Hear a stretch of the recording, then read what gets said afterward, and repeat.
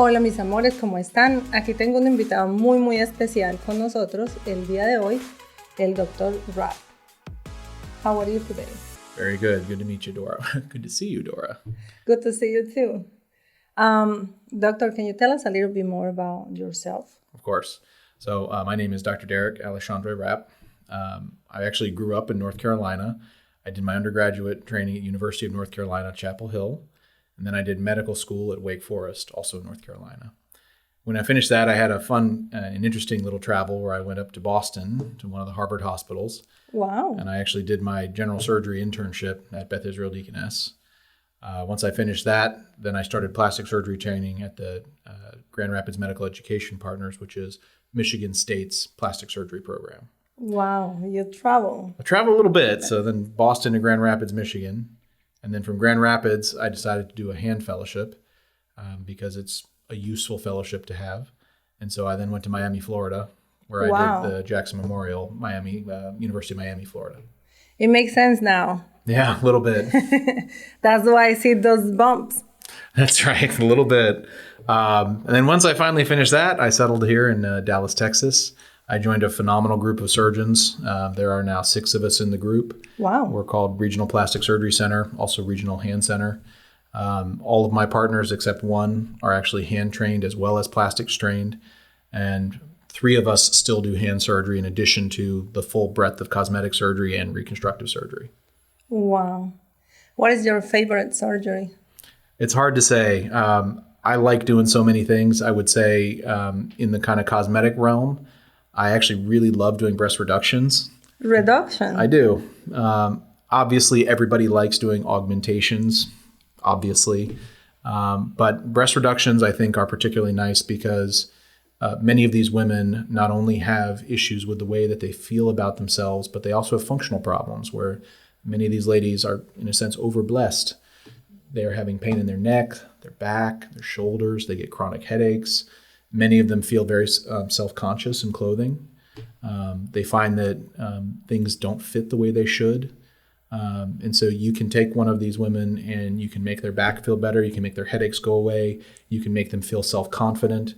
They can buy bikinis when they never could before. Instead of wearing one pieces, you can take a young woman who's never worn a 2-piece and give her the confidence to do that, in addition to making her feel better. Wow, that must be amazing. Everybody wins. It's great. So how does it make you feel like when you are able to give their confidence back? It feels fantastic. And I mean, you know, so many of these women, aside from the psychological, right, the confidence and that sort of thing, the functional, so many of these can't even exercise, right? Running is painful. They have to wear double sports bras.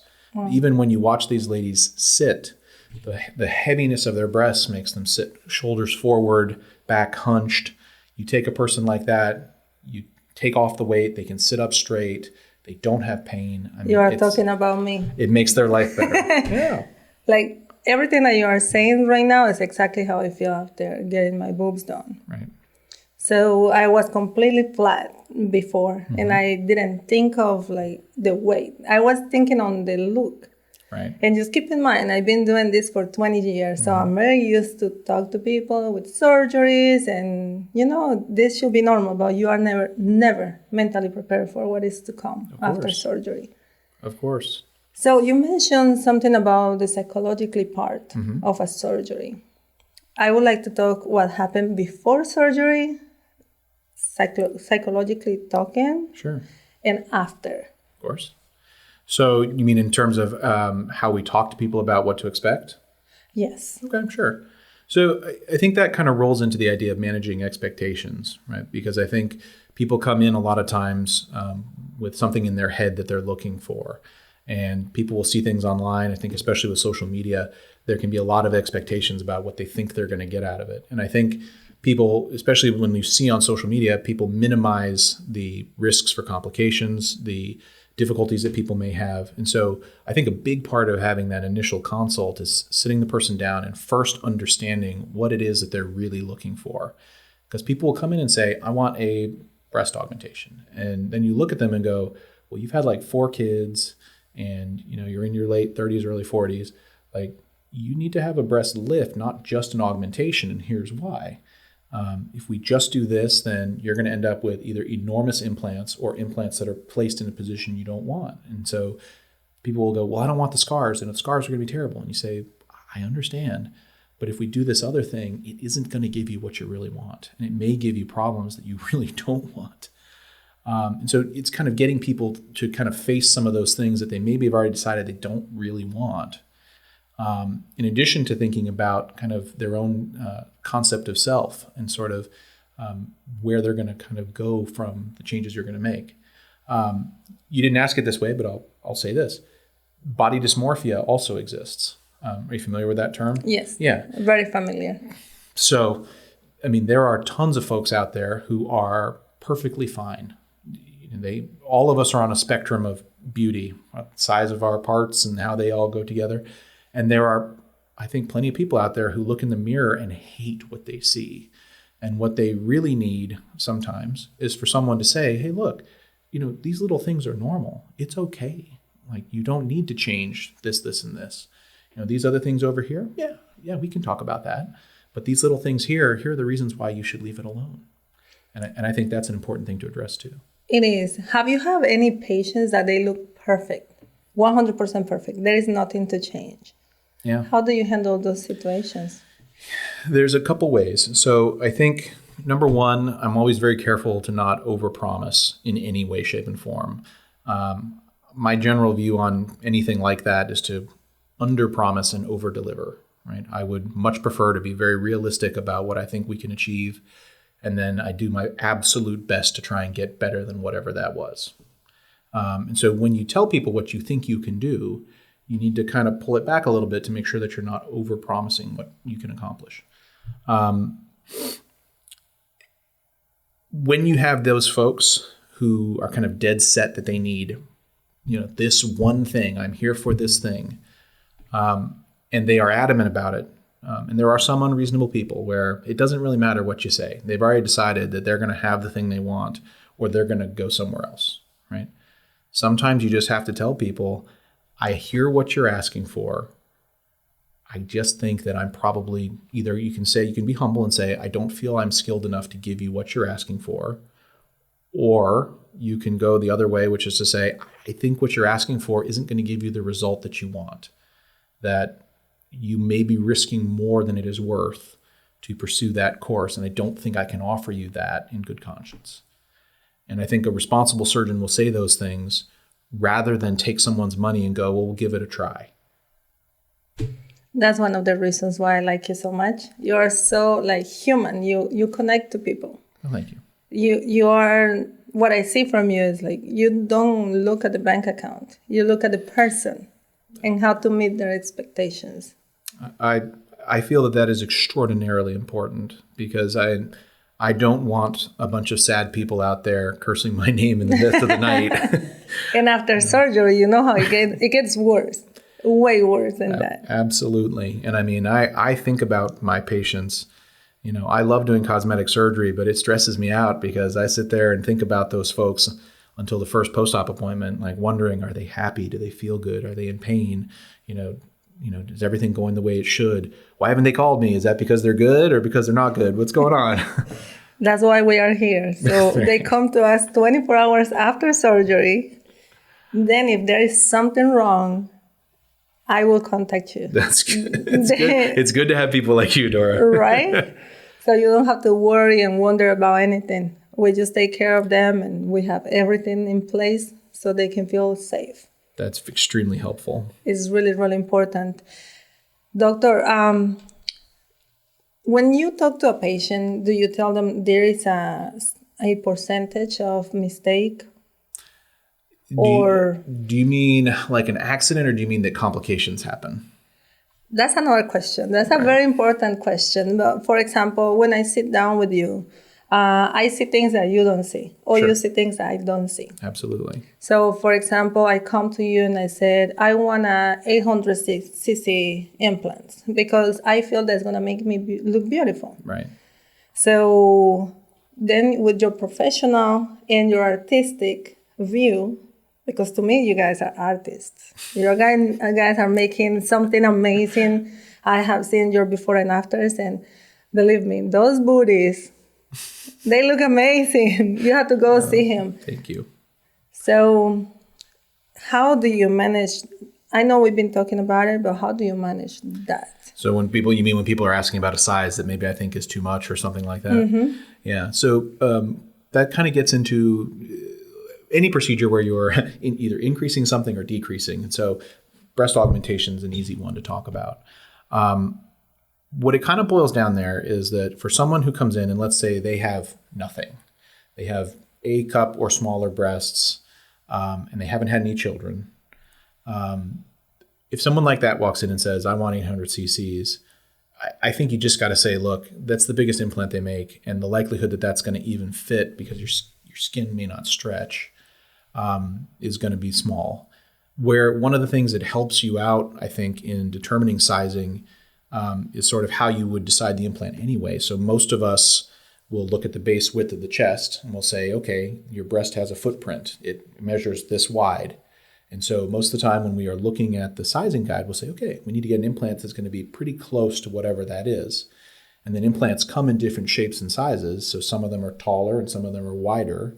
And so there is some leeway where you can get a bigger implant in a smaller space, but it's not entirely like there are not all options on the table, right? So someone like that, you might say, listen, your chest is 11 centimeters and the 800 cc implant is 14. Like we can't put that in there. It's going to be over here in your armpit and it's going to look crazy. Now you could take that person. They said, well, I want 800s eventually. And you might be able to get a 400 or 500 or something smaller in there, let that heal, stretch the skin, and then come back 6 months to a year later and swap it out for a bigger implant. You might be able to do that. It doesn't mean it will look good, but you might be able to do it. That would be another way to go. But I think, again, it's the responsibility of going to those ladies and saying, I don't think that we can get that. I will say this. I had one patient who had a couple of kids. And so the children help because when the milk comes in, the breasts stretch and then they go back. And she wanted the biggest implants you could put in. Right? And she was a little bigger girl. She was losing some weight. She had very small natural breasts. They'd been stretched by the kids. And she said, I want 650 in there. And she probably wore like an A cup. There's no way. There's no way it's going to fit. She had some other anatomic things that were very difficult. But I said, I'll tell you what. I'm going to order those. I'll have them with them. But I'm also going to have, all the way down to 400 in there too, so that we can make sure we have something that's going to fit. And son of a gun, she was right. I was able to get the 650 in there, and it wasn't overly tight. And it looked fantastic. She's excited. Like, she did fantastic. So it also shows you need to be a little humble too, because I said, no way is it going to fit. And it did. And it did. And it looked fine. Wow. So, it's that kind of combination of listening to your experience, looking at the patient, thinking about the numbers and the geometry, and then also trying to be a little bit humble in your own opinion of yourself too. That's nice. There is not a lot of surgeons that are humble. Those things kind of don't go together. Well, that's how you avoid problems, I think. Yes. So talking about problems. Sure. I wanted to ask you, have you seen the news about the couple? It's multiple people that went to Mexico. Mm-hmm. First of all, I wanted to mention we have amazing surgeons back in our countries. Absolutely. I'm Colombian, so there's many there. Absolutely. But I would like to talk about the complications that could happen when you are flying back after surgery. Absolutely. So the story there, for those who don't know, there was a young lady who was from South Carolina who went to Mexico with 3 of her friends, and not exactly sure why the 3 friends were going, but she went down to have, I believe, a tummy tuck and abdominoplasty. They unfortunately got into some issues with the cartels down there, but aside from that, many people do basically medical tourism. As you said, 100% agree. There are phenomenal surgeons. Some of the greatest body contouring surgeons are in South America, for sure. But I would say this, even the best surgeons in the world will have complications, right? This applies to surgeons in the United States. This applies to surgeons the world over. If you do enough surgeries, people will eventually get an infection, a contour abnormality, they'll bleed, they'll get seromas, they'll get DVTs. All these things can happen. And not only that, doctor, but things that can happen after you see your patient for last time. You are 100%, and I'm sorry, I forgot to address that. You were asking about the plane flight back. And so 100%. So this gets into some of the things that can actually kill you. So one of the big major complications, especially with body contouring surgery, tummy tucks and things like that, is deep vein thrombosis or DVT. And then the thing that actually can kill you is pulmonary embolism. And so what will happen is these folks will have these massive surgeries. They will hang out for a couple of days, maybe a week, hopefully, wherever the surgery is done. If the surgeon is, semi-reasonable, they'll make them stay for a week or more, and then they hop on a plane. And the problem is that you get up in the airplane, you're dehydrated, the pressure drops, which also makes you lose more water. This slows blood flow. You're sitting in a chair, usually not on blood thinners, sometimes wearing compression stockings, which might help you a little bit. You can't exactly get up and walk around. And then you hit the ground and you form a DVT. And then when you get home, that DVT breaks off while you're walking, goes to your lungs, and now you can't breathe. And in some cases, you're dead. If it's big enough, it can block all the blood flow to your lungs, and you literally die. Wow. Right there. Now, the percentage of this happening is low, but that is an extraordinarily scary prospect. It is really scary. And that's just one of many. Absolutely. For example, I had a customer. She went to South America to get a job. She flew back and she overswelled. Unfortunately, she didn't believe too much in the post-operative care, so she waited because the body is gonna just go down by itself and some of the incisions open up. Oh gosh. So she goes to the hospital, many hospitals, and nobody took care of her. And some people don't understand the concept, why hospitals don't take care of them, or why plastic surgeons, if we have so many, why they don't take care of these customers. I understand the problem because I'm a business owner myself, right? But I would like you to explain to the people that are watching right now, why is that? Why surgeons are not able to help in these cases? It's very complex, and some of it is related to the way our healthcare in the United States works. Part of the problem is that when people come to the hospital, if you've been operated on by somebody, the person responsible for caring for you is the surgeon who operated on you, right? There's an agreement between you and that surgeon that they're going to take care of you. When you go somewhere else and have surgery, nobody owes you anything, right? There's no contract. You haven't paid anybody for service. And so depending on what hospital you may go to, if they don't have a contract with a surgeon to provide service, emergency service to the hospital, then they're just calling people at home and saying, hey, Dr. Smith, what are you doing tonight? And you go, well, I was eating dinner with my family. And they go, okay, great. We got this lady here. Would you mind helping her out? And then it is entirely up to you whether you do or don't. You have no written contract. You don't owe anybody anything. It's just a question of, can you be a nice guy and help? And the challenge is that when you sign up to do that, many of these patients will have unknown things done to them. And so you're kind of going in there a little bit blind. You go, well, what happened to her? Well, I don't know. She had some kind of surgery on her stomach. Well, what kind of stitches did they put in? Did they give her antibiotics? Does she have drains? Like, if they nick the bowel, are we talking about, are they sick because they hit some intestine when they were doing the liposuction? Oh my God. We don't know, right? And so you can imagine it's a fair amount of headache and liability to take on when you do that. Now that you mentioned that, when they come to me, I have a consultation form. So they have to sign some waivers and they have to give me information before I start their post-op treatments. Do you believe that 90% of the customers don't know what type of surgery they got done? Well, I absolutely believe it. Absolutely believe it. Oh, I got a lipo.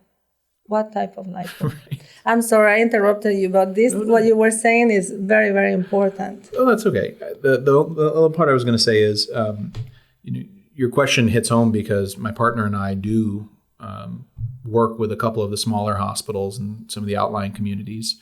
I don't take call at the big centers downtown. I used to, but not anymore. We do it at some of the smaller hospitals now. And my general feeling is that if this is a person who lives in that community and they are in a bad way, and I'm not doing something else, I will go in and I will treat these people. I really try very hard to not send them to the downtown places if I can avoid it. So if I'm available, I will go in there, and I've treated quite a few infected abdominoplasties. I've treated seromas from liposuction. I've even treated patients from other doctors where the doctor didn't have privileges at the hospital, and I just said, that's fine, I'll take care of it if he's not available. Because I do feel badly for those folks. Is that like a type of charity work? It can be. So I guess the way to look at it is this. Some of those folks have traveled abroad to save money. They didn't want to do surgery here because they felt it was cheaper elsewhere. Why would saving money matter? Well, if you don't have the cash to pay for it here, many of those folks will also not have insurance. And so the challenge then is that I'm still going to send them a bill. I would say that maybe a quarter to a third of them end up paying something. The rest of them don't. And wow. So it ends up becoming charity care, but not because we want to. Yes. But I wouldn't use that as a reason to not see a person. And even when those people, come back after surgery, I still see them until they're not sick anymore.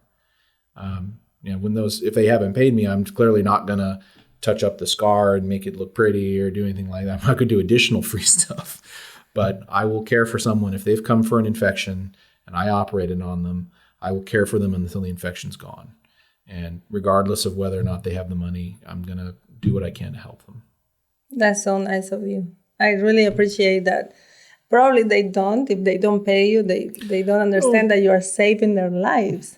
I think they do. No, I'm not naive, right? I mean, I don't think people don't pay bills because they're bad people. I think people don't pay bills because they can't most of the time.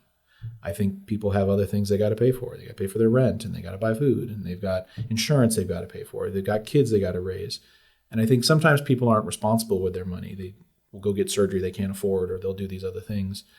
But when people don't pay me, I generally don't think of them as bad people. I think of them as people who weren't able to pay me. It's not that they didn't really want to. But I feel some of them don't understand that they are not paying you. They think they are not paying the hospital. But right. Who's paying you, actually? Yeah, I mean, I only get paid by them. The hospital doesn't pay me. So this is why I say, and this is why I don't take call at the big hospitals downtown, right? And like I said, when these patients come and they are from the community where I work, I take care of them. If they're coming from some other community, they can go downtown. But for the people that are around the places I work, I kind of feel like it's my neighborhood, my kind of neighborhood family, and I help them when I can. That's nice. And that's my charity. But pay them. Pay him. If he help you, pay him. You do the best you can. It's okay. It's unbelievable. So many times they come here for a consultation. Oh, I went to this country to get it done, and I didn't save enough money for the post-op care. Right. And I'm just standing here like, what this has to do with me? Right. I'm sorry, I'm not a charity organization. This is my job. I have employees. I have to pay rent. I have to pay insurance. Come on. Right. And some people get offended because I'm not helping them with their recovery. Pay me. Pay me. Like every single machine that we have here is very expensive. Absolutely. And my knowledge. I don't know how much I have invested in my education. Throughout the last 20 years, I've been just investing every year, every 6 months. There is a new class, there is a new technique. So, for example, the last class I took, it was for high definition lipo. Mm-hmm.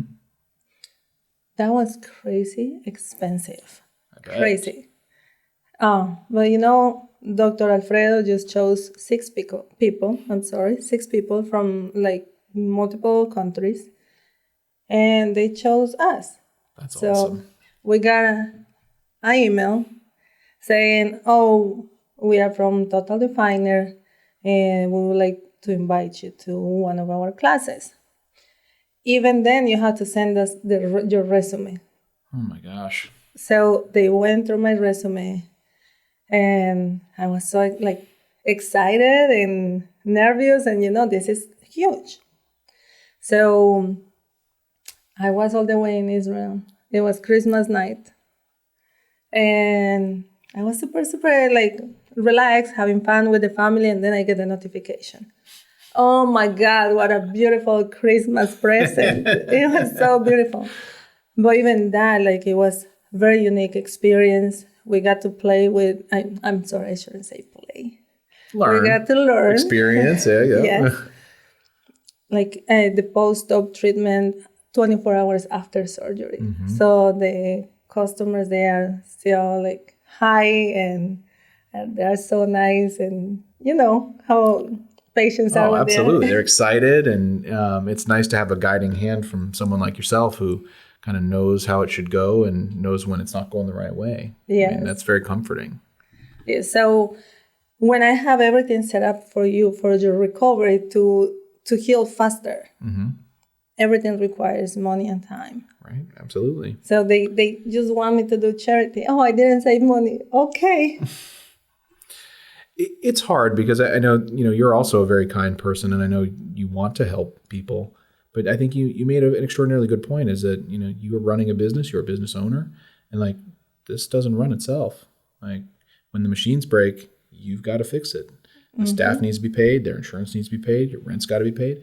It is hard to be in that situation, and you just do the best you can. I do. Doctor, I would like to touch this. They don't know what surgeries they got done. Sure. So what did you get done? Oh, I did a lipo 360. Okay. What type of lipo? Do you do baser? Do you do body tight? What technology do they use on you? So how do you explain to your patients?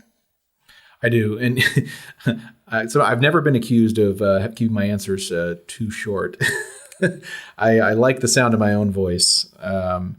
I go way in depth, probably more than most people really want, because I do think that the more people know about what's been done, the better that they do. I think if people understand why you did what you did and how that's going to affect their recovery, they don't have questions when they're sitting at home. When their mother asks them what happened, when someone like you says, hey, what'd you do? I've told them. They may not remember, but I told them.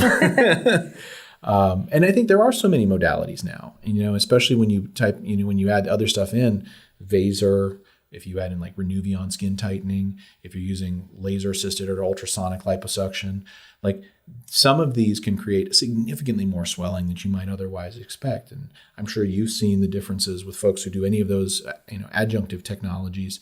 The amount of swelling can be 2 to 3 times more than they would otherwise have. And that's good to know, because then when the patient's looking at you and you're looking at them, they might go, hey, Dora, is this normal? And you're like, oh yeah, no, you had Vaser or you had Renuvion or whatever. Or if they start getting dimpling and scarring, you might go, ooh, yeah, you had X, Y, and Z. That might be what that's from. So I think more information is always good. Yeah, it's very important for us we need to know what surgeries or what technology the surgeon used on their bodies. So we know what technology we can use here. Right. To improve the surgery. So the first couple of weeks, we focus only on the swelling, mm-hmm. and we focus on preventing fibrosis and loose skin. Some people don't understand that the skin is going to stretch out. You're swelling. So if you don't do anything just to retract it, it's going to stay loose. Right. If you had loose skin before the surgery, probably you're still going to have loose skin after. Right. So we focus on these things. I think I showed you this before. You did, yeah. But, for the listeners, tell us. So we are very aggressive with our post-op treatments. Very, very aggressive. Why? You spend a lot of money already in the surgery. In the United States, life goes so fast. You cannot stay at home for 6 weeks, for a month, for, I don't know, probably you can only stay 2-3 weeks at home. So we are very aggressive on the swelling to go down. For example, this is only 3 weeks after surgery. Mm-hmm. Yeah, she's beautiful. Yeah, that looks awesome. Like, that's right after, and then that's 3 weeks? Yes, this is only 24 hours after surgery. Wow. Now, I will say, that girl was already beautiful. Oh, she was amazing. Yeah. She was amazing, and her surgeon is also really, really good. He did a nice job. He did. But so did you. Of course. I'm sorry. I have to say You deserve some credit, too. That looks really nice. Yes. Like, he didn't understand completely how we got to here so quick. That looks awesome. That's the same girl or no, a different girl? This is a different girl. Yeah, same thing. That's awesome. To me, she was the person that looked in the worst shape I ever seen. Like, she couldn't walk. It was like taking like a long, long time to go from the door to the consult room. Mm-hmm. And inside of me, I just wanted to bring the wheelchair. But I know if they don't walk here, they are not going to walk at home, and they can die if they don't walk. Absolutely. So we force them also to go to the restroom. Mm-hmm. So we make them like keep moving. Oh, I don't have energy. I'll take you. I go with you. Doctor, if I have to clean their booty, I'll do it. That's good. I'll do it. I love what I do. Like, every single person that works here have passion for this. You know what I think might be cool is, you want to tell the folks kind of what you did for like this person to get to that? Not really. Secret sauce. Secret sauce. Because that's awesome, especially that last one. So you can see the scars. Can you believe before I got my boobs done, my biggest fear was the scar? Mm-hmm. And people, like everybody that don't work in this field, they only get mentally prepared until the day of surgery.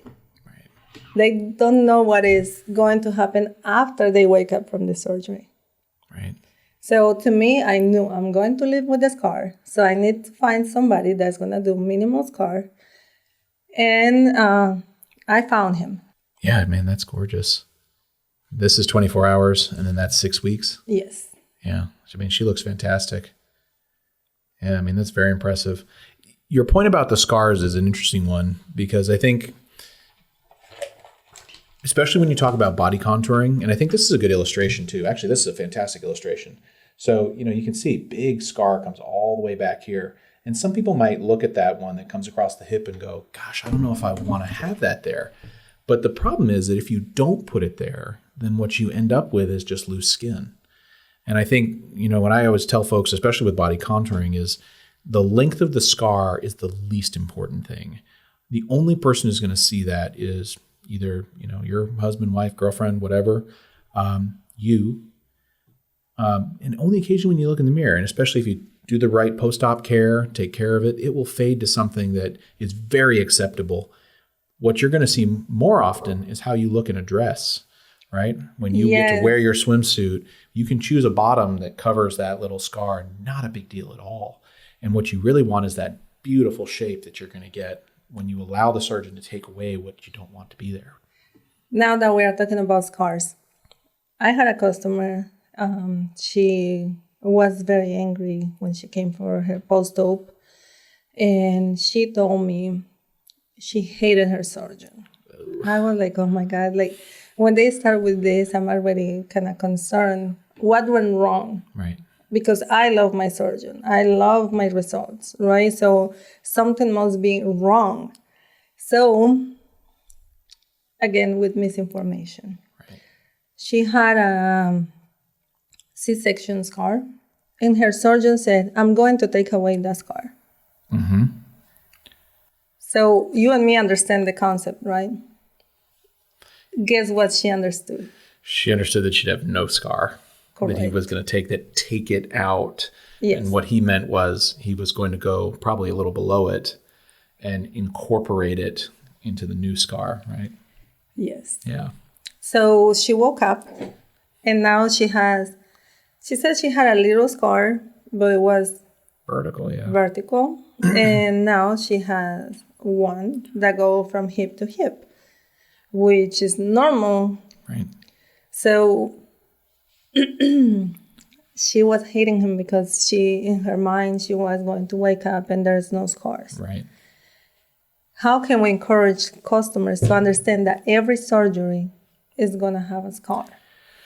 Yeah, I mean, that's just part of the pre-op consult. And I mean, I think, again, it's just being very upfront with the person about what they're going to get. I mean, I can't imagine in that situation that the surgeon didn't say, hey, I'm going to cut you to do your tummy tuck. I have to cut you. Clearly, there's a little breakdown in communication there. If she didn't get that meant there was going to be a scar.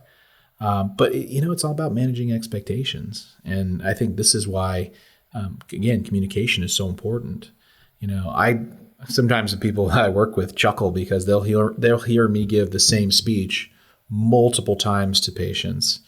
I've even had some folks go, do you really need to talk to them that much? I mean, don't you talk to them about all that stuff in the office? And I say, yeah, I do. I say almost the same thing in the office at the pre-op appointment that I say in the pre-op holding area right before surgery. And they go, why do you do that? It's a waste of time. And I say, no, it's not, because people don't hear things, or they'll hear selective things, or they brought their husband, their wife, their brother, their sister, whoever's going to drive them home. They brought them with them this time. So you've got someone else there who can hear the same thing, because they got so much going on in their head. They're excited, they're nervous, they're afraid, adrenaline's pumping, they don't know what's going to happen. And so having the other person there is also helpful, and it gives them a chance to ask final questions. And I even tell them at pre-op, I go, you're going to have some questions that are going to come after you leave here. You might even think about it when you're sitting in the car. Write it down. I was like, I expect you to show up at surgery with a list of questions. And the first thing I'm going to say is, let's run down that list real quick before I say anything else. That's very important. You guys should have a list of questions. Why, how, all of these things is very, very important, because I notice everybody. So we are so excited to get to meet the surgeon. I'm following you. I saw your before and afters. Probably I'm going to look like this, and it's the day. Right. So I'm prepared to meet you today, but I'm not prepared for what is to come after. Yep. It's very important that you guys ask all these questions. And actually, it's important if you also ask what technology you're going to use. Absolutely. Absolutely. And why? Why do you want to use the Renuvion, the Body Tight, the whatever? Let me show you this one. Oh, this is amazing. Oh, that looks fantastic. I'm very proud of this one. Yeah, that's incredible. I mean, her definition is just phenomenal. He didn't do high definition. It still looks awesome. So when they're still swelling, their body is like Play-Doh. That's only 6 weeks. Wow. Yeah, that looks fantastic. Like Play-Doh. But now that you were talking about Renuvion, actually, let me make a point about that where you said how much you can take, because that's a safety issue. So people wonder, like if you do liposuction where you're just doing liposuction, or even if you do it with something else, most outpatient surgery centers are going to have rules about what you can do to a person and still send them home. Some of them, and all of these are usually related to risk for postoperative complications. So one is length of surgery. Depending on how your certification is done, it's either 6 hours or 7 hours for maximum surgical length and still go home. The secondary criteria for some of these specific procedures is going to be kind of pain control and things like that. And that's more of a soft indication. With liposuction in particular, generally it's felt that you shouldn't do more than 5 liters of liposuction and send a person home. And the reason is that you're giving them a fair amount of lidocaine in the tumescent solution, and that can actually reach dangerous levels. That's number one, if you do too much. Why? So lidocaine at extremely high levels can actually affect your heart. In addition, when you're giving that much fluid, so you're putting the tumescent fluid in, you're letting the lidocaine and the epinephrine work to decrease bleeding, and then you harvest it with the cannulas, right? When you're putting all that fluid in, 5 liters of fluid is quite a lot. I mean, that's over a gallon that you're pumping into somebody. That fluid has to go somewhere. Now, some of it's coming back out, right? You put the cannula in there and you're sucking some of it out, but some of it stays in there. It gets reabsorbed, right? And so there is lidocaine, which can be dangerous if the concentration is too high. That actually, like I said, can cause cardiac arrhythmias and things like that, which can kill you. Number two, there can be big fluid shifts. So if you take a little person and put 5 liters of fluid in them, you can actually overload them so their kidneys can't get rid of it fast enough, and it can accumulate in the lungs, and then they can have trouble breathing and things like that. So it's generally accepted that about 5 liters or less is reasonably safe, both for the lidocaine dose, for the amount of fluid and the fluid shifts that happen. Above that is considered not necessarily dangerous or something you can't do, but something where you shouldn't send the person home. They should stay overnight so that nurses can evaluate them, that they can check blood levels, blood counts if they need to, make sure their blood pressure is okay, and that sort of stuff. There are probably upper limits. I haven't seen one that I feel is good enough that I can say, oh, you definitely can't do more than this. But there have definitely been cases where people have died either from excessive amounts of liposuction or from excessive amounts of bleeding following liposuction. Wow. So basically, they can go home. Less than 5 liters, safe to go home. There is a famous body contouring surgeon, and again, I won't name names or locations, but that was doing a very high level, high volume liposuction.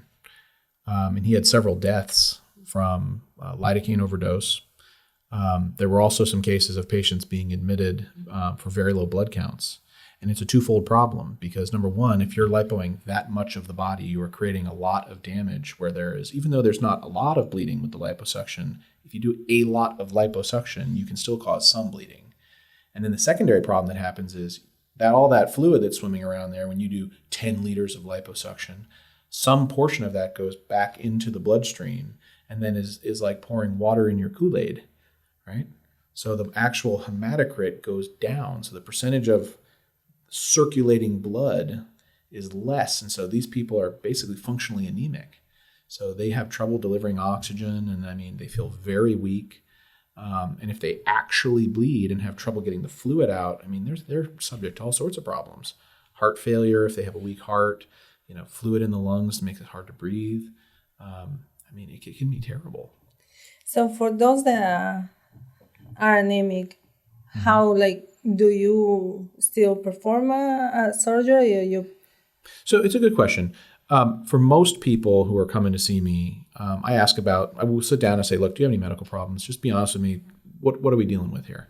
The anemia to a level that we would be afraid of it is extremely uncommon in an otherwise young and healthy person. And I will generally ask about exercise capacity and things like that. So I say do you exercise? Do you get winded when you go upstairs? And if you go walk around the block, are you able to make it without, being overly tired? Because most of those folks that I'm going to offer these bigger surgeries to tend to be healthier and younger, I don't usually require labs and things. Now, for my folks who we maybe call extended criteria, so these might be older folks, have a couple little things going on, I will usually say, hey, listen, we just need to make sure we get some labs and maybe make sure your primary care doctor is okay with you, having this surgery, just to make sure there's nothing that's going to pop up later. But again, it just goes to being honest with people too and saying what's safe, what's not safe.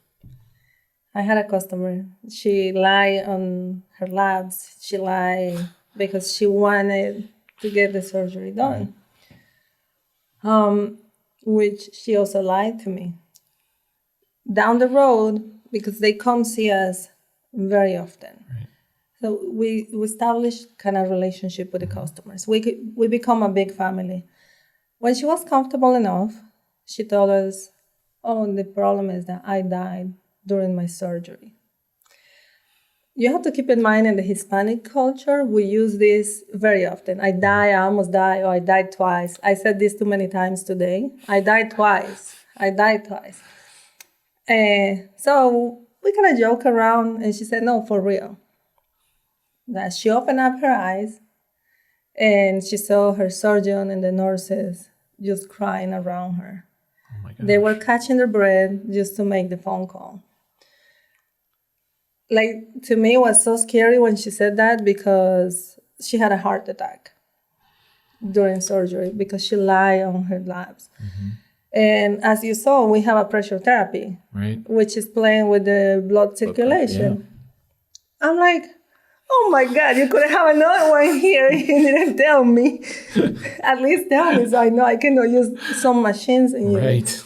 So It's so crazy. Sometimes we just have an idea and we just keep pushing it. It's not the best one for you. Chill. Right. I mean, an excellent point. And I mean, it's again going back to both honesty from the person giving the care.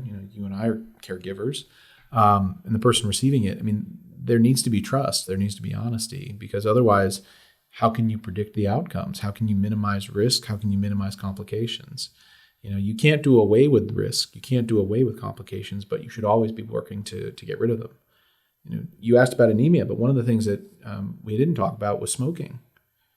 Wow. I mean, yes. You asked me questions. What do you think about smoking in terms of recovery? So it's the worst thing for recovery, and drinking. And I have to deal with this constantly, not only with my post-op patients, also with the body contour patients.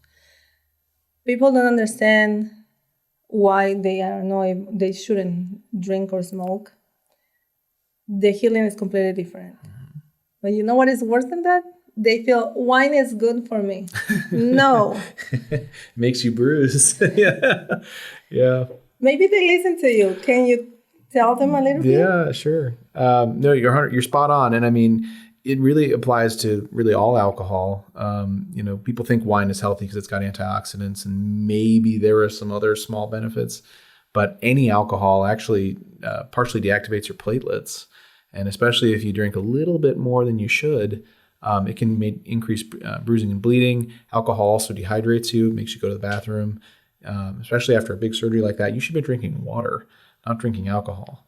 Thank you. And smoking, my God, I think thankfully in this day and age, we are seeing less and less cigarette smoke. People are instead doing vape and stuff like that. It's maybe marginally a little bit better because you don't get the carbon monoxide. But nicotine is still there. But you still get the nicotine. So it's not that different. And here's the other thing that people don't realize. Some of those companies like Juul and similar ones that sell the little tiny, easy vape pens you can put in your pocket. People end up using more nicotine than they would if they were smoking cigarettes because a cigarette's about 1 milligram of nicotine. But if you're puffing on one of these little pocket vapes, you might, puff on that a ton of times and easily consume 2 to 3 times the amount of nicotine you otherwise would. And so nicotine is a vasoconstrictor, it decreases blood flow. And so it's not really a safe alternative. It's just a slightly different, maybe safer a little bit ish. I always tell folks it is a stepping stone to quitting. It is not a long-term substitute. And if you're not using it for that purpose, to quit entirely, you're not using it right. When I get customers, they're complaining, I'm swelling today. Automatically I start, what did you eat yesterday? Mm-hmm. What did you drink yesterday? Did you smoke? I just had 2 glasses of wine. That's enough to make you swell. That's enough. And salt. That's another thing. Nobody thinks about salt. Yeah. And my Hispanics, we put salt in everything. That's right. Everything. The spicy food, sometimes we don't educate ourselves so much in the recovery, and they feel they can be eating the same they were eating before surgery. Right. So if they do pre-op with me, I cannot educate them through the process, because after surgery, you cannot keep going how your life was before the surgery. Also, if you want to keep the results, you need to start changing some stuff. Absolutely. You know what is the crazy part? They feel after the surgery, I can eat whatever I want and I will never gain weight. Nope. You just gain it a little different. That's a very interesting point. So I do talk about my patients, especially with the body contouring patients. This is not the breast patients, but body contouring patients, about diet and nutrition. A lot of patients are going to have trouble eating after a tummy tuck because their stomach is going to be very tight.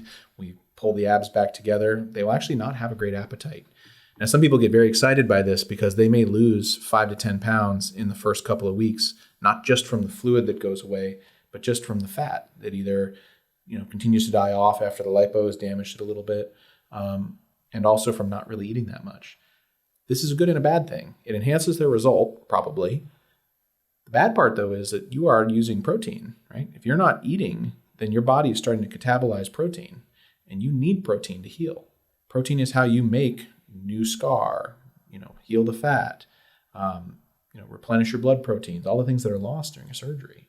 And so I do tell a lot of folks, I say, listen, you're not going to be very hungry, but it's important you eat something. If you can't tolerate regular food, eggs, great source of protein, right? Lightly cooked pasta, small pieces of chicken, protein shakes. It's a really easy way. Drop a banana in there, blend it up. Don't go get burgers. Don't get burgers. It's very important if they listen to their surgeon. Yeah. I know, and this happens also here. Like, they trust me enough to come here to listen to what I have to say. But they don't have enough trust to follow what I'm recommending. Well, people have to come to their decisions sometimes on their own. Sometimes in the hard way. That's right. And I've had some patients who go this route and they're very happy. The recovery is a lot faster from liposuction compared to liposuction, tummy tuck, fat transfer, etc. And for some people, liposuction by itself is a fine answer. Doctor, I'm very happy to have you here. I appreciate your time. And what will you tell our followers? Of course. So, Dora, thank you so much for having me. It was great to talk to you. Really looking forward to be working with you in the future. If anybody's looking to see me, I've got a couple of social media accounts. It's my name. It's Dr. Dr. Derek Rapp on Instagram. You can find me at DFW _ plastic surgeon on TikTok, and then on regionalplasticsurgery.com. You can find my official page as well. Reach out to us. I'm happy to talk to anybody about anything, and I just try and be as honest as I can. Doctor, ¿usted habla español? Poquito. Mi español no es perfecto, pero puedo hablar poquito. Y tiene muchos empleados, enfermeras que pueden hablar español y ellos me ayudan en mi oficina. Si ve, chicas, ya saben a dónde ir. Les voy a dejar aquí el link a donde lo pueden encontrar. Tiene unos resultados súper bellos y él es súper buena persona. Es demasiado humilde, es muy fácil para hablar con él. Búsquenlo, se lo recomiendo.